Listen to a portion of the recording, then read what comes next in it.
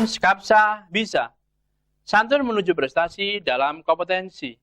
Oke pelajar Skapsa, pada mata pelajaran pengelolaan bengkel sepeda motor, kelas 12 semester genap, mari kita simak materi berikut ini. Oke pelajar Skapsa, pada kesempatan kali ini kita akan membahas tentang materi perencanaan bengkel sepeda motor. Adapun tujuannya, yaitu peserta didik dapat memahami perencanaan bisnis. Jadi kalian semisal mau merencanakan bisnis, harus paham tentang perencanaan dan tujuannya seperti apa. Memasuki materi yang pertama, pengertian rencana bisnis. Salah satu kunci sukses memulai usaha adalah adanya kemampuan menuangkan ide-ide atau gagasan cemerlang yang kreatif dan inovatif. Jadi di sini kalian dituntut untuk menuangkan ide. Jadi ide itu sangat penting karena suatu usaha itu tidak harus berjalan dengan lancar. Semisal ada kendala, ide apa yang harus kalian kerjakan? Inovasi-inovasi supaya usaha yang kalian rintis itu dapat berjalan dengan lancar. Kemudian di situ apa yang dimaksud dengan business plan? Merupakan sebuah dokumen tertulis yang meliputi produk. Jadi di situ nanti kalian ditanya, apa produk Anda? Mengapa Anda menjalankan bisnis tersebut? Kemudian tentang customer, siapa customer Anda? Seberapa besar pasarnya? Kemudian yang ketiga, itu bagaimana dengan ketersediaan bahan baku, modal, siapakah yang akan menjadi supplier nantinya, itu akan ditulis, dan seterusnya. Adapun tujuan yang dibuat rencana bisnis yaitu satu, untuk mempertajam rencana-rencana yang telah ditetapkan atau direncanakan yang diharapkan. Jadi harapannya nanti kalian untuk tugas itu harus bisa direncanakan sesuai dengan harapan. Harapannya seperti apa? Kan kalian nanti kalau merintis usaha tujuannya kan sukses. Itu harapannya. Poin yang kedua, untuk mengetahui arah dan tujuannya perusahaan. Jadi arahnya supaya jelas.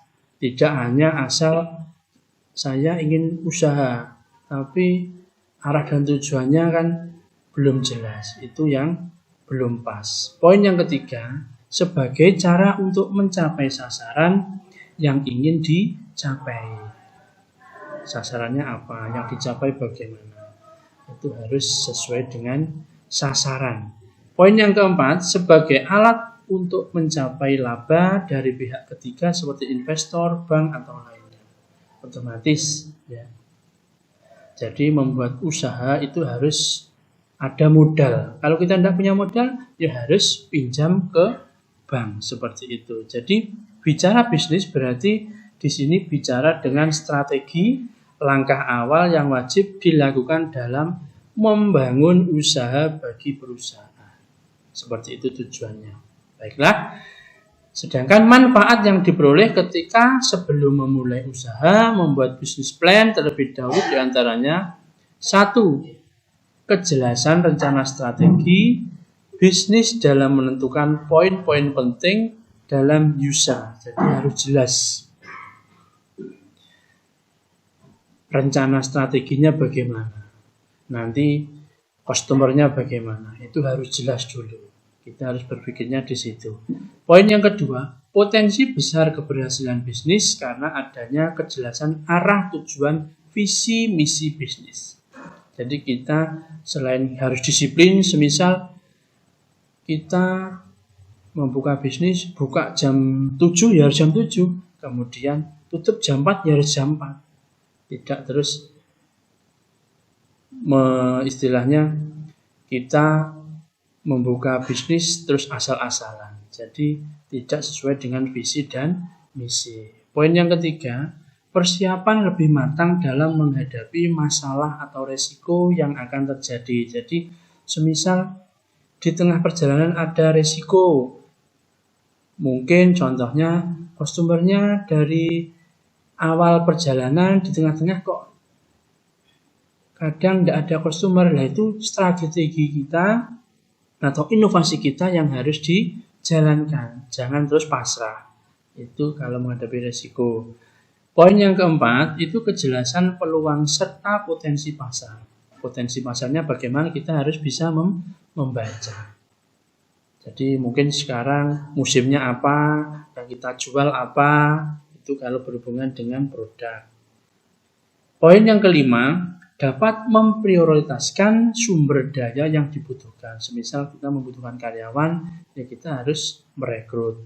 Nah, syarat-syarat untuk merekrut dari sumber daya manusianya bagaimana? Ya mungkin bisa lulusan SMK, kemudian sudah pengalaman minimal 2 tahun, sehat jasmani dan rohani, seperti itu, cekatan, kemudian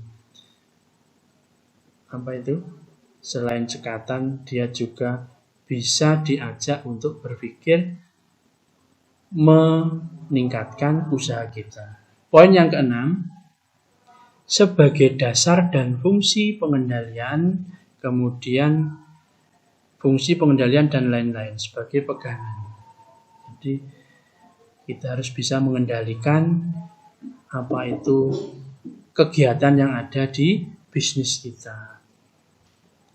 Jadi mengetahui apa saja yang dibutuhkan dalam menjalankan bisnis, kemudian membuat fokus dalam tujuan, kemudian membantu menghadapi persaingan dalam kompetitor.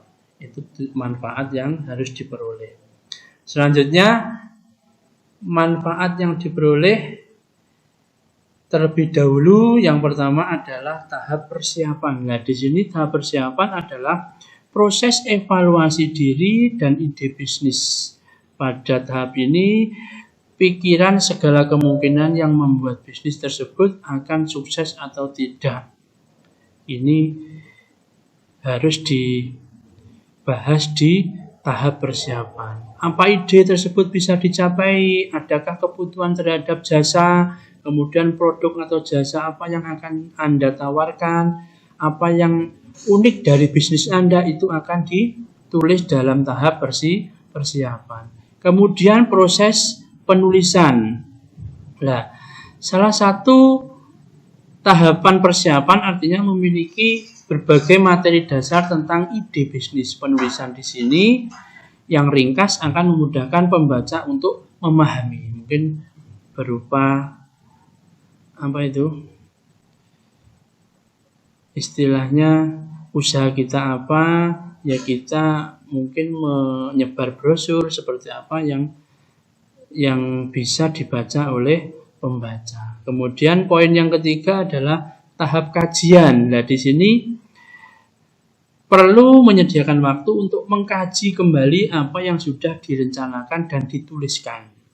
Kita harus kaji kembali. Mungkin kita juga butuh teman atau sharing kepada teman yang sudah mungkin usahanya sudah berjalan lama, kita kaji bersama bagaimana persiapan, penulisan, dan sebagainya. Poin yang keempat adalah tahap penyebaran. Nah, di sini penyebarannya apa manfaatnya?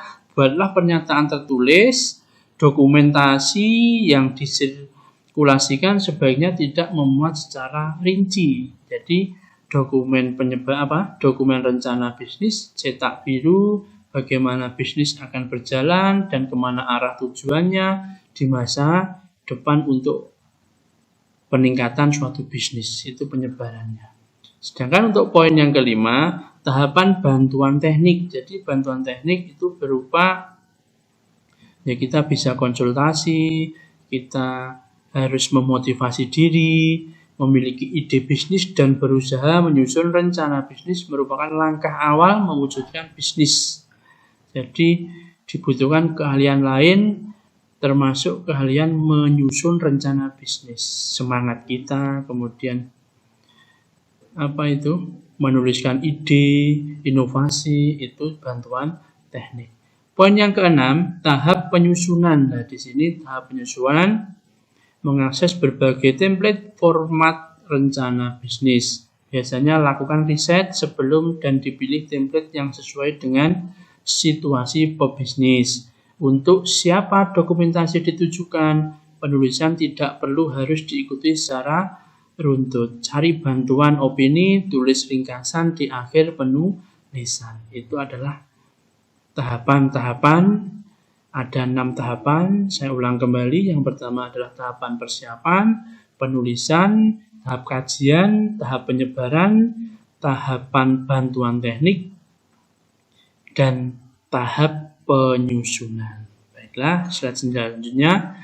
Studi kelayakan bisnis adalah penelitian yang menyangkut berbagai aspek, baik itu dari aspek hukum, ekonomi, budaya, bahkan aspek pasar dan pemasaran. Itu adalah studi kelayakan dari suatu bisnis. Nah, aspek-aspek yang harus diteliti, contoh aspek hukum itu yang pertama izin lokasi. Jadi lokasinya di mana, izinnya bagaimana, itu harus memahami. Kemudian akte pendirian, kemudian harus punya NPWP, kemudian surat tanda daftar untuk mendirikan usaha tersebut, kemudian ada izin tempat user dan SIUP.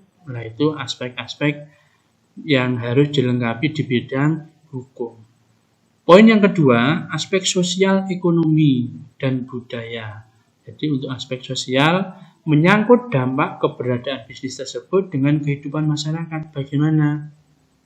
Jika kita mendirikan usaha di lingkungan tersebut, tanggapan masyarakat bagaimana? Itu harus dipahami. Kemudian sudut ekonomi, tingkat pendapatan per kapita penduduk. Itu terkait dengan, masih berhubungan dengan lingkungan sekitar. Mungkin di situ penduduknya banyak yang petani ataupun banyak yang wirausaha, itu harus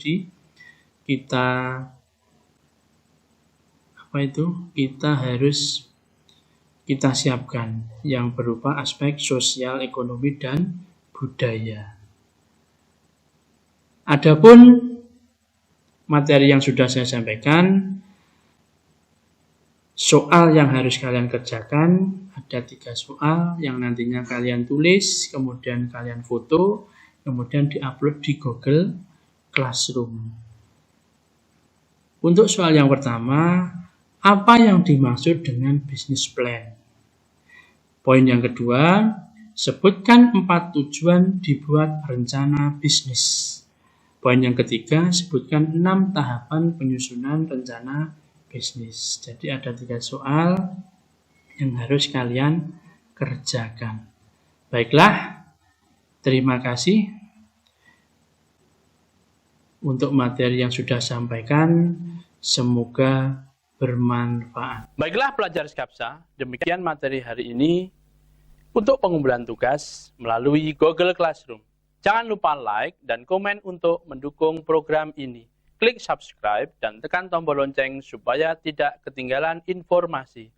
Dan share jika menurut kalian video ini bermanfaat untuk orang lain. Sampai jumpa di video kita selanjutnya. Salam Skapsa, bisa. Sekolah berbudaya industri berkarakter wirausaha menjadi idola sekediri raya.